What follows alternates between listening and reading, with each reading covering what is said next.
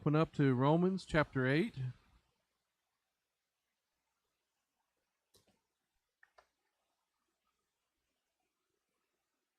We're starting to get into some of the meatier sections.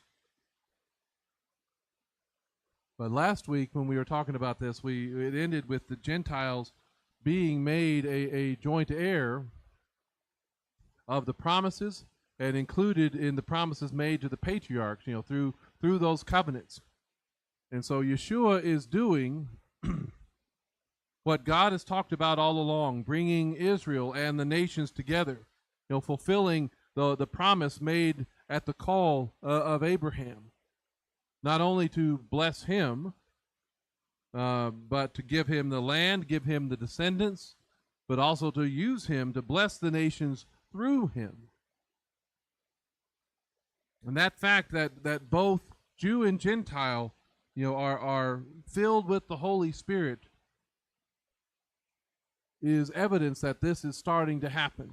Just like when Peter first observed that when he went to Cornelius's house back in the book of Acts, that's proof that not only has God accepted the Gentiles by faith, that he has essentially made them family and a part of those promises and a part of what he's been doing all along. We looked at this and finished with this last week. The Ruach himself bears witness with our spirit that we are children of God. And notice that he's back to using we. He's talking about the we. He was not just talking about you or us or you and together, him and the Jewish leadership. He's talking about we, our children of God.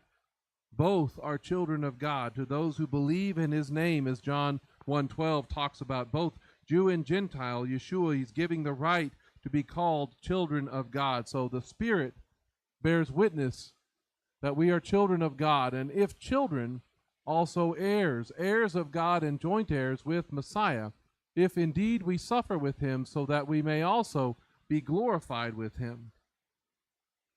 So not only are both children of God, both have an inheritance, a share from the Father's abundance and promise. After that double portion, of course, that it goes to the firstborn, right? The Messiah. And what's interesting about that word, I hope they all worked, that word for heirs is kleronomos. I'm probably saying that poorly, but kleros means, an object used in casting, like an allotment or part. So it's talking about the lots. And then there's that second part to the word. So this is a compound Greek. It's nomos, meaning law, custom, or precept. So that word about being made an heir, it's literally is the law of allotment or apportionment. And so to a Jewish audience, to those familiar with the Torah, the Old Testament, this brings to mind one important moment, one important promise of God, and that's the dividing up of the promised land by lots to each tribe. Now that goes back to Numbers. He says, you will take possession of the land, so you will settle in it, because I have given it to you to possess. And you are to divide the land by lot according to your families. To the large make their inheritance larger, to the small make their inheritance smaller. Whatever comes out of the lot will be theirs, and you are to distribute the inheritance according to your ancestral tribes. So this idea of being an heir is always connected to the lots. It's always connected to the idea of the land and getting a place or a share of the land. And you see it fulfilled in Joshua chapter 18. It says, then Joshua cast the lots for them in Shiloh before Adonai, and there Joshua apportioned the land to Bnei Israel according to their divisions. And so when you look at this idea of inheritance that's here in Romans, it's tied to three things. That the promise of God, that he is going to keep. He is going to keep his promise. Then there's the second one, which is the designation of God, because who is in control of the outcome when you cast the lots? Well, he is. And then it's always there's that land, that sure and secure legal claim and place.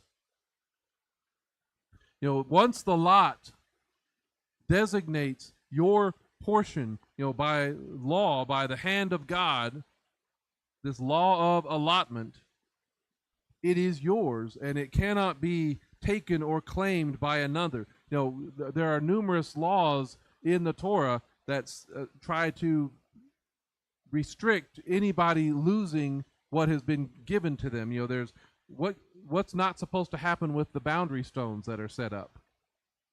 No one's supposed to move them, right?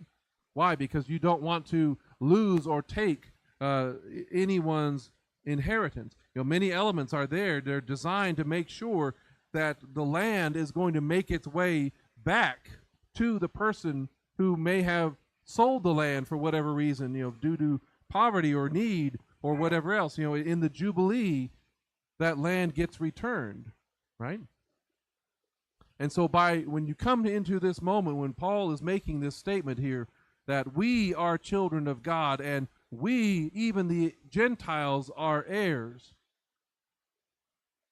and have an allotment, have a portion, have a place, he is directly refuting the school of Shammai and those teachings, who says what about the Gentiles? Remember, Shammai said the Gentiles have nothing in the world to come. They have no place. They have no share, no allotment in the promise. And he's saying even the Gentiles are heirs. Even the Gentiles have an allotment and a place. Together we are fellow heirs. We are joint heirs. And so the Gentiles do have a place by faith in the promise of God. That being a fellow heir, a joint heir, is one who obtains something assigned to him when there are other assignments that are given to others. So you are put in place with all of those other people. And that same word, it's that same word that we've been looking at before. It has that prefix of meaning with, beside, alongside, or in addition to. It's kind of like when somebody writes you into the will, right? Y'all familiar with that idea at least? You might not have been in the will originally, but you can be added to the will. And that means for this moment, as in the we are made heirs, it means that this claim is just as valid for the Gentile. It's just as legal and legitimate as anybody else's. It's just as legal and legitimate even as Messiah's inheritance and promise is. For Shammai or any Jewish person to continue claiming that the Gentiles have no place in the Olam Haba, the world to come, and if they're trying to invalidate their inheritance or because their justification because they're Gentiles, because they don't go through the conversion process, or they haven't been keeping the Torah their whole life like they do, to make that kind of case that, well, you don't have a place. To make that case, you're essentially also going to invalidate Messiah's claim. And in doing that, you're also going to be jeopardizing your own. Because the inheritance that the Jewish people lay claim to, their allotment, was not based on keeping of the Torah, but it was based on faith in the promise of God. That we saw that all the way back in chapter 4, where Paul says this: "For the promise to Abraham or to his seed to become heir of the world was not through the law, not through the Torah, but through the righteousness based on trust." That's going back to Genesis 15, where he believed God. It was credited to him as righteousness. For if those who are of the Torah are heirs, if it's their position, their place of having that allotment or having that apportionment, being an heir, is solely based on the Torah, which came after the promise, then trust has become empty, faith has become empty, and the promise is made ineffective. If you try to say that, well, because we keep the Torah, then we are an heir. Because we keep the Torah, we have our apportionment, our allotment. Then you're just as well at validating Abraham's claim to the promise. Instead, Paul is making this point that our place, our inheritance, is based on faith, on trust in the promise, in the provision of God that came even before the Torah was given. So we must find our identity in that faith. To start the Gentiles say you have to keep the Torah and go through conversion, go all through that process. He's hitting that issue again to make them do all of that before they could be counted. He's like, you're invalidating your own claim. And so because of that promise, because of that future that is coming, we find our identity in the proclamation based upon what Messiah is doing, the Spirit testifying on our behalf. And then Paul introduces a couple of very important concepts where he talks about if indeed we suffer with him, so we may also be glorified with him. This one's interesting. Even at this point when Paul is writing Romans in the mid to late 50s, the Jewish people had already been undergoing a lot of suffering as a people, for being different, for over things that they can't really change, over their way of life and way of doing things. They've already experienced persecutions and attempt to wipe them out on multiple occasions. They've been kicked out of Rome just 5 to 10 years earlier, kicked out of Rome over that Crestus issue. But notice the we is still there. If indeed we suffer with him, so that we may also be glorified. What that's saying is, what's happening is now the Gentiles are also starting to suffer. The Gentiles are choosing to identify with Yeshua, and they're willing to stand alongside the Jewish people. They're going to synagogue. They're reading and keeping the Torah. They're standing alongside you in life. And now they're starting to suffer alongside you and be persecuted alongside you. And you need to recognize that. Because the Gentiles, it would be very easy for them to skip out, right? It'd be very easy for them to disappear and blend back in to the Gentile population, but they are choosing to suffer. They are choosing to endure what the Jewish people have been going through, like them, like Messiah did on their behalf. If indeed we suffer with him.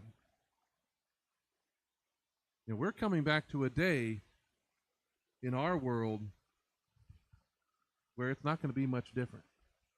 Y'all realize that? Soon and very soon, as the song used to be, soon and very soon, we are going to see what? We are going to see the King. Anybody else remember that song?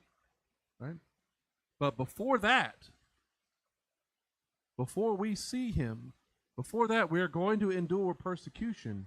And it's going to even come our way because we are standing too closely with the Jewish people. I can't tell you how many times we've heard, being here is like, well, we're too Jewish in what we do and how we do things.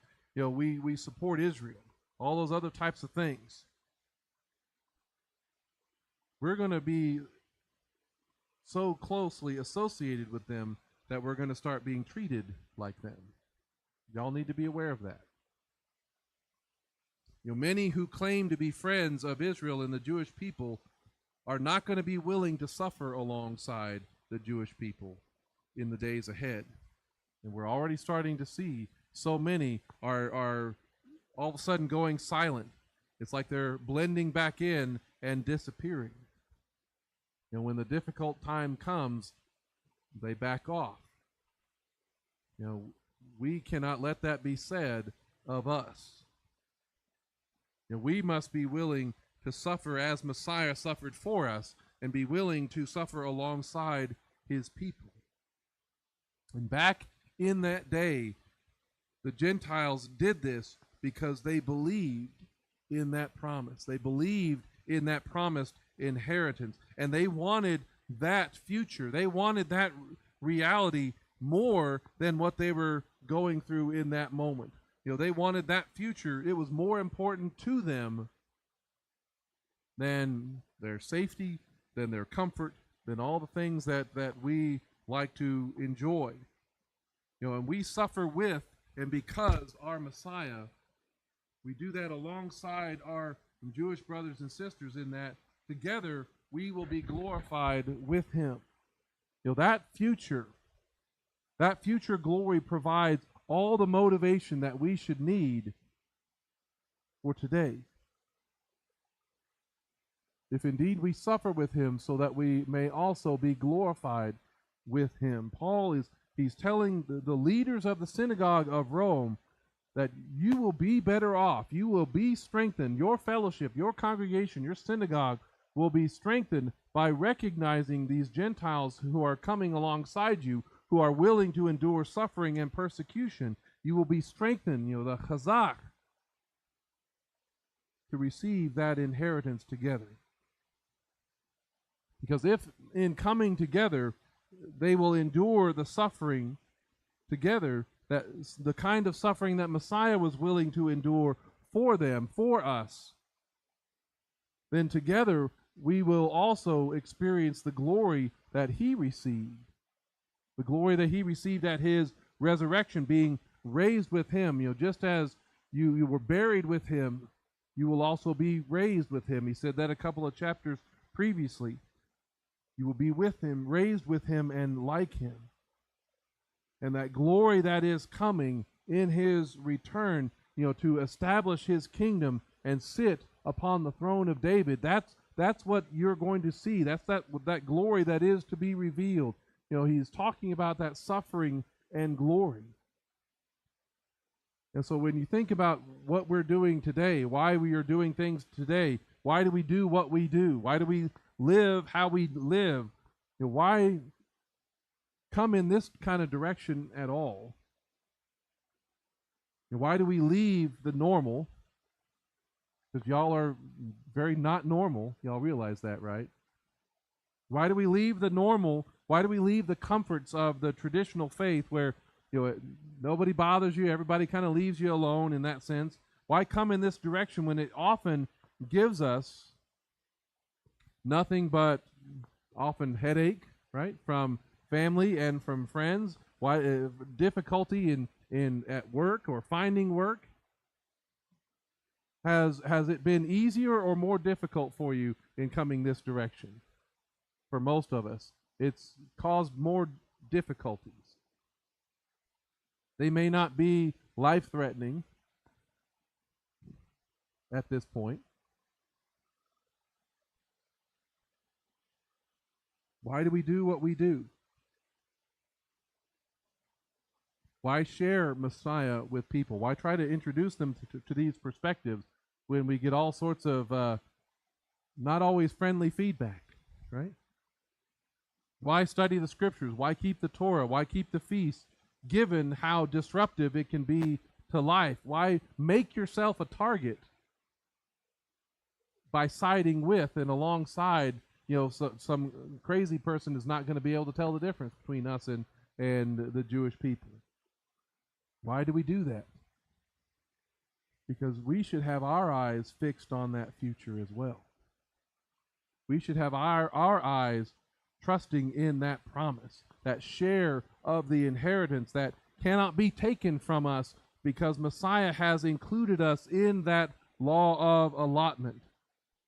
When Peter talks about the inheritance, he talks about it in 1 Peter. It's always one of my favorite passages. That inheritance, he says, an incorruptible, undefiled, and unfading inheritance has been reserved in heaven for you. So it's locked away in a place where moth and rust cannot destroy, where thieves cannot break in and steal. It's there. It's by trusting, by faith, you are being protected by God's power for a salvation that's ready to be revealed at the last time. And when it's incorruptible, it means it will never die or decay.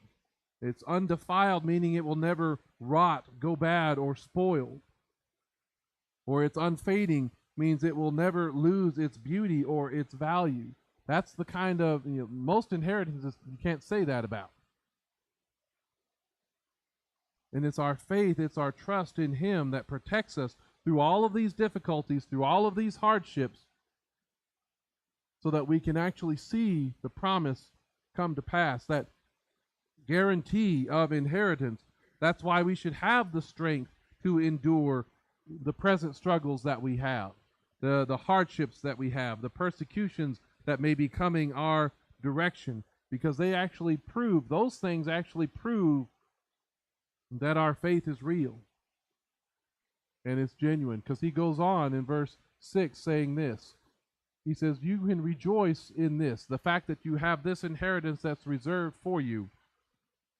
You can rejoice in this, even though now for a little while, if necessary, you have been distressed by various trials.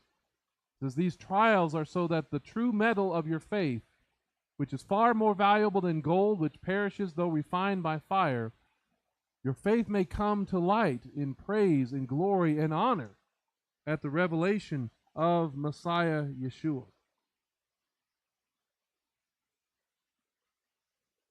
You'll be proven genuine by enduring the hardships and the difficulties. It's not pretending that the hardships and the difficulties and the trials are not real. It's saying you have endured them. Enduring with and alongside, when it would be easy, it would be much easier. It's enticing even to escape or walk away or deny. Being willing to go through all of that proves our faith. And that focus on that promise, that focus on our future helps us to endure and get through. It helps us to make it through these present trials. And so if you are struggling at this time with life, or you will be struggling in the future if you're not, Paul isn't asking you to pretend that everything is fine. He's just saying you need to focus on the promise and on the future. Because as bad as you might think it is now, and as difficult as it might be now, he says that's nothing compared to how great the future is for his people. Verse 18, he says, for I consider the sufferings of this present time not worthy to be compared with the coming glory to be revealed to us. It's not even worth speaking in the same sentence. What we are going through here cannot compare. What we endure now in our lifetime, in this time between the first and second coming of Yeshua, is not worthy of your attention or your worry. It is not worthy of taking your hope and your joy. They don't have that much weight to them, to tip the scales compared to the glory, compared to what he has promised. As bad as things may be, what is coming is so much better. And when you think about our situation, compared to other believers around the world, our problems are what they call first world problems most of the time, right? To even just in the last couple of weeks or whatever else, there are believers being killed every week in Nigeria for being believers. Like Iran, I think there's a woman scheduled to be executed because she is a follower of Yeshua. Like you even hear about in Germany and England, people are getting put in jail because they're quoting the scriptures. We are, by comparison, quite comfortable in our faith. Our problems typically come from other sources. They're not typically life-threatening. But do keep in mind when Paul is talking about this, when he is not speaking from ignorance about suffering or an ivory tower of comfort. We're comfortable even compared to Paul. At one point, he had to defend his ministry from slander or from, like, you're not qualified to do these things, who were trying to convince the Corinthians to not listen to him and so take their word for it instead of listening to Paul. In 2 Corinthians chapter 11, he's comparing himself to them. He says, are they Hebrews? So am I. Are they Israelites? So am I. Are they descendants of Abraham? So am I. Are they servants of Messiah? He says, I am more so. And the way that he establishes the fact that he is more credible than they are is the suffering that he endures. I speak like I'm out of my mind. In labors much more, in prisons much more, in beatings more brutal, near death often. If you remember back to your traditional church days, if you were ever having to be on a search committee for a pastor or anything like this, imagine if he put all this on his list of qualifications. Yeah, I've been in prison. I've been beaten up. I've been, nearly executed. 5 times from the Jewish leaders I received 40 lashes minus ones. 3 times I was beaten with rods. This would typically make most congregations put that one aside, don't you think? 3 times I suffered shipwreck. A night and a day I spent in the open sea, where basically he's just floating there hoping to find somebody or some land somewhere. It says, in my many journeys I have been in dangers from rivers, dangers from robbers, dangers from my countrymen, dangers from the Gentiles, dangers in the city, dangers in the desert, dangers in the sea, dangers among false brothers, in labor and hardship, through many sleepless nights, in hunger and thirst, often without food, in cold and exposure. Besides these other things, as if that's not really enough to impress you. There is the daily pressure on me of concern for all of Messiah's community. Most of what he describes in all of that are terrible events, obstacles to get past, persecution where your life is in danger. But, once they're done, they're done, they're over. But that last one, the pressure and responsibility for the congregations he started, that doesn't go away. That lingers and gnaws at you. I know my life and struggles don't compare to anything on this list, but I worry about where I've been, the congregations I've served, what I taught them, what I didn't teach them, what I should have taught them, what I wish I could have taught them.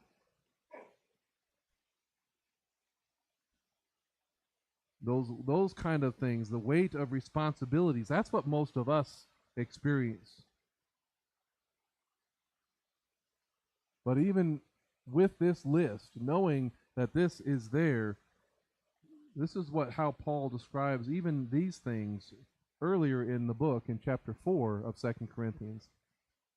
He says, for our trouble, light and momentary, is producing for us an eternal weight of glory far beyond all comparison, as we look not at what can be seen, but what cannot be seen. For what can be seen is temporary, but what cannot be seen is eternal.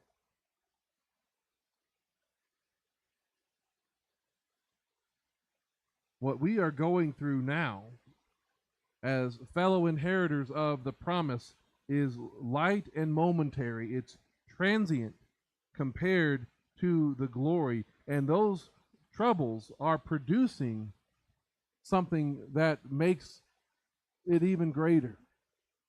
It's producing for us an eternal weight of glory, far beyond all comparison. A lifetime of such troubles. We think of 80 years is a long time, which is everything we would have known or experienced in life, in reality, is going to represent only a fraction of the life that is promised in him.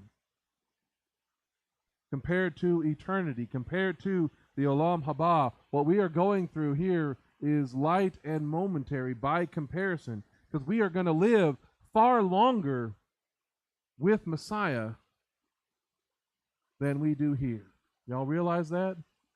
We're going to live far longer with him than in this world. So that kind of faith, that kind of reality, or that kind of awareness motivates us for everything that we do here, everything that we are called to do here. That future, that truth, that reality motivates us for that. And so we look for what cannot be seen, for the day when what is faith becomes sight. So when you think about it, what is this glory? What is this glory to be revealed? That word, when it talks about back in Romans, where he talks about the future glory that is to be revealed, that word revealed is apocalypto.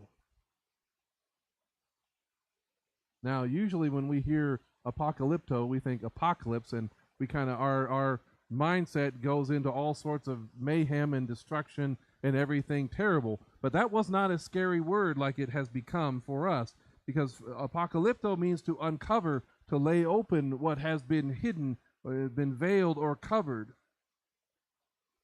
Right? That's what it really means, to unveil or to reveal. Proverbs 25, it's this kind of concept where it talks about it is the glory of God to conceal, to cover, to hide a matter, but it is the glory of kings to search it out. We gain something by seeking those things that he has hidden. Right now we cannot see it. Right now it's hidden, but that future may be beyond what we can imagine. But you search for it. You long for it. You desire it. And you only search for the treasures like this because you're anticipating that it has a great value.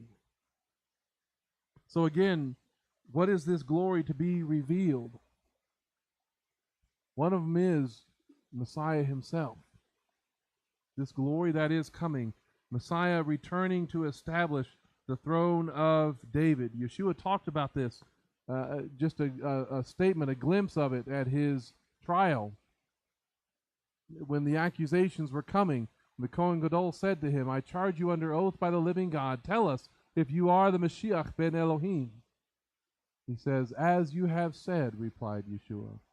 Besides that, I tell you, soon after you will see the Son of Man sitting at the right hand of power and coming on the clouds of heaven.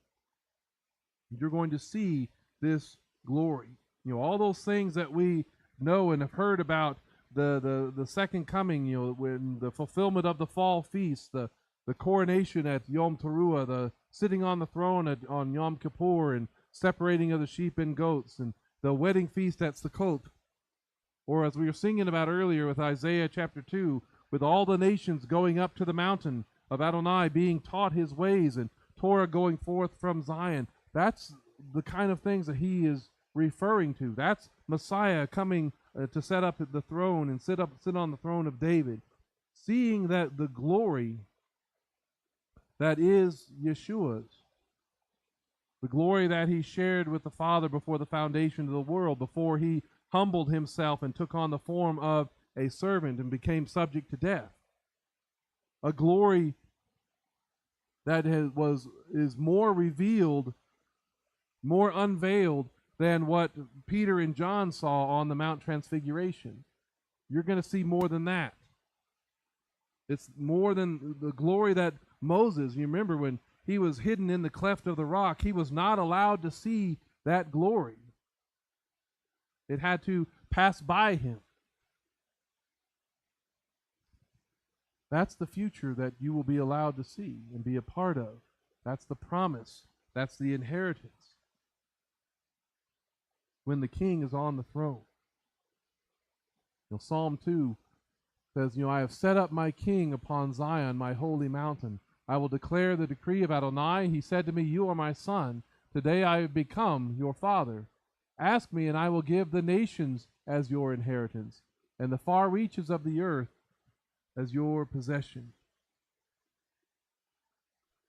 When those things happen, we fix our eyes upon those times. And it's only those who have been redeemed by the blood of the Lamb of God who takes away the sins of the world. Those are the ones who are going to see this in glory and rejoice in it. Only they can really look forward to it. Only for them is this time, the year of Adonai's favor. For everybody else, from Isaiah 61, it's the day of our God's vengeance. But that glory that will be revealed with his kingdom, when his kingdom comes on earth and it's established and all his promises take place, that's the glory that is to be revealed. And secondly, out of that happening, it's when he is upon his throne, then the allotment for the rest of us takes place. We receive our inheritance, our allotment, our portion. And remember, the idea of inheritance is tied to that which is allotted from the wealth of the Father. It's connected to and tied to that idea of land. It's tied to that place, tied to that position within the kingdom of promise, the kingdom that cannot be shaken. We will be receiving the distribution of our inheritance. We've already received a little bit of it. We've received the deposit. We've received the down payment of that future inheritance in the Spirit, in the Ruach HaKodesh. That's how Paul talks about it in Ephesians. It says, after you heard the message of truth, the good news of your salvation, and when you put your trust in him, you were sealed with the promised Ruach HaKodesh, the Holy Spirit. Because he is the guarantee of our inheritance until the redemption of his possession to his glorious praise. Our inheritance is guaranteed. The fact that we have that is guaranteed by the Ruach. But notice, we won't receive our inheritance until Messiah receives his. He is the guarantee of our inheritance until the redemption of his possession. Until, as the Torah talks about it, until Shiloh comes. Until the one to whom it belongs comes. And that's the firstborn. The one who has that place, the highest place of inheritance in the Father's kingdom. That's how he talks about him in Colossians, where he is the image of the invisible God, the firstborn of all creation. This is not talking about him being a created thing, but firstborn in terms of inheritance and in prominence. It says, for by him all things were created in heaven and on earth, the seen and the unseen, whether thrones or angelic powers or rulers or authorities. All was created through him and for him. That's how the scribes and the Jewish interpreters talk about Messiah all the time. This world is for him. Goes on in 17, he exists before everything, and in him all holds together. He is the head of the body, his community. He is the beginning, the firstborn from the dead, so that he might come to have first place in all things. So our inheritance waits for Messiah to receive the fullness of his. And he ascended, he left. Do not let your hearts be troubled. If you remember that passage from John 14. I am going away so that he can do what? To prepare a place for us, right? And if he goes and prepares a place for us, what is he going to do? I will come again and take you to be where I am. Right? That where he is, we may be also. That's the future that we must hold on to. And then lastly, what is this glorious future? This glorious future that we will be revealed after Messiah receives his inheritance and we are receiving ours. In Romans chapter 8, Paul starts to go into it. After he says, I consider the sufferings of this present time not worthy to be compared with the coming glory to be revealed in us, we see the third element of his glory, and that is creation itself restored like it was at the garden, before our sin ever affected it at all. Because verse 19, we just read verse 18, verse 19 says, "For the creation eagerly awaits the revelation of the sons of God. For the creation was subjected to futility, not willingly, but because of the one who subjected it, in hope that the creation itself also will be set free, just like we need to be set free. That the creation itself will also be set free from bondage to decay into the glorious freedom of the children of God," having the same kind of removal of death. He had just asked that question previously. Who will rescue me from this body of death? Creation is asking that same question, or desiring that same outcome. For we know that the whole creation groans together and suffers birth pains until now. And not only creation, but even ourselves. We ourselves who have the first fruits of the Ruach groan inwardly as we eagerly wait for adoption, the redemption of our body. All those things, creation is waiting to be restored to what it should be. All those things promised about the kingdom. No more thorns and thistles, no more hard labor to produce food, the wolf and the lamb lying down together. All this death, all this sickness, disease and suffering gone, no more tears.